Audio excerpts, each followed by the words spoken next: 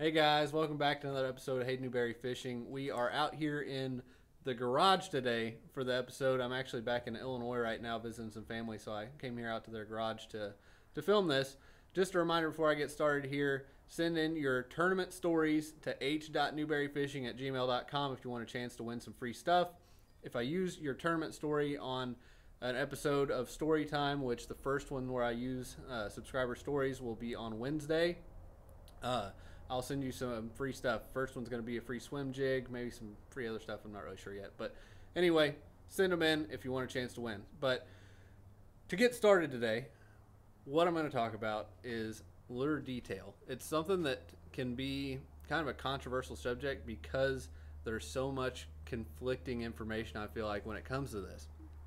Because I guess I'll just kind of start laying some stuff out for you guys. If most people probably at this point already know kind of what I'm going to dig into here, but let's look at how much detail is put into most glide baits, for instance.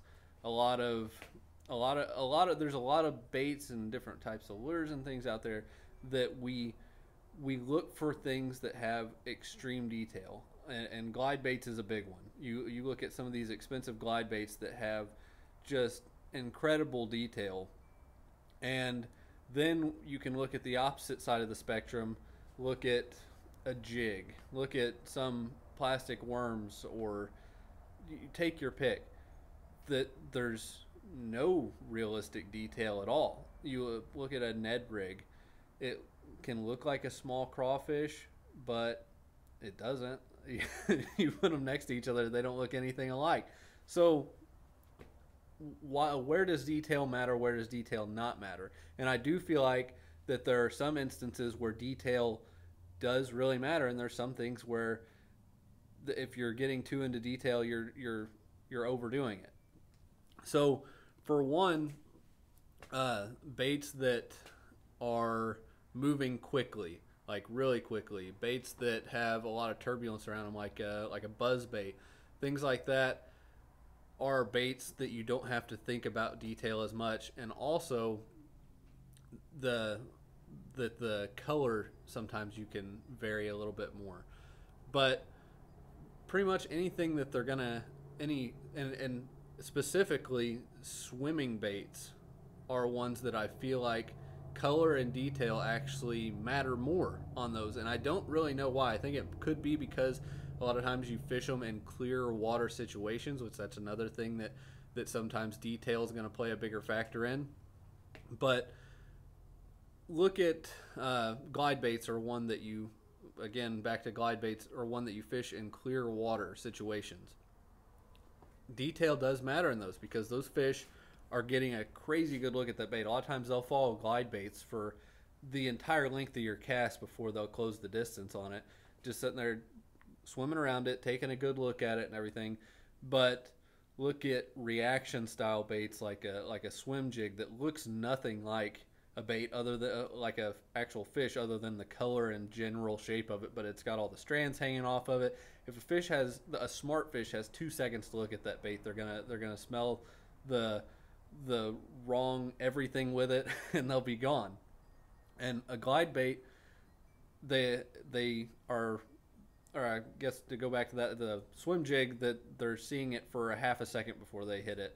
A glide bait, a lot of the time, they aren't going to just close the distance on it. They're going to size it up and look at it. But I guess I'm going to lay all this out, and then we're going to go all the way back 360 and talk more about this. But those things are baits that color patterns and detail and everything seem to matter on. But then you can go full 360, like I just said, and it gets more controversial, I guess, when you talk about, say, like a football jig that is slow, doesn't really look like a crawfish, other than it's the same colorish and general shape. But a lot of times they get a little bit better look at that. You look at like an Ned rig, like I mentioned, that it's fished in a lot of clear water situations. They get a good look at it and they still eat it. You look at a drop shot.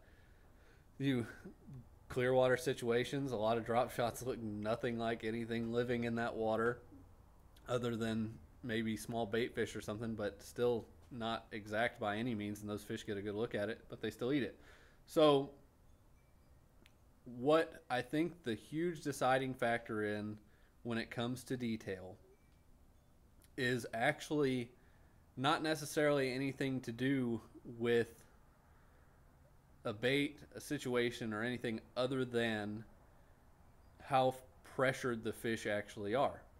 The there's a strong argument that can be made for water clarity causing causing you to have to use a lot more detail, but there's also a lot of just dumb fish that'll eat anything in clear water. So I really think that really intelligent fish in clear water can be some of the hardest fish to catch, and those are really the fish that you need to pay attention to detail on. Fish in dirty water, in situations that are going to be dumb, springtime when they're feeding up, detail's not really a big thing. They're like a bull in a china shop. The I said that, but it's I guess to get on a side note, it's not really a true thing. But anyway, the bull in a china shop thing, they see anything that looks like it could be food, they're gonna eat it. But um, that's where you get the bright colors, the things that are ridiculous that don't make any sense, like fishing orange chatterbaits and that are just look ridiculous. If the fish got a smart fish got two looks at it, they wouldn't go for it. But yeah, I think that truthfully, to simplify the whole does detail matter thing, is that you can go wild with detail with smart fish in clear water. But if your fish are really feeding, like really feeding, you don't need to pay attention to detail. You just need to find them and put something in front of them, and you'll catch them. But anyway, that's a very unclear, roundabout video on lure detail and what I really think actually matters. Thanks for watching the video, guys. See you on the next one.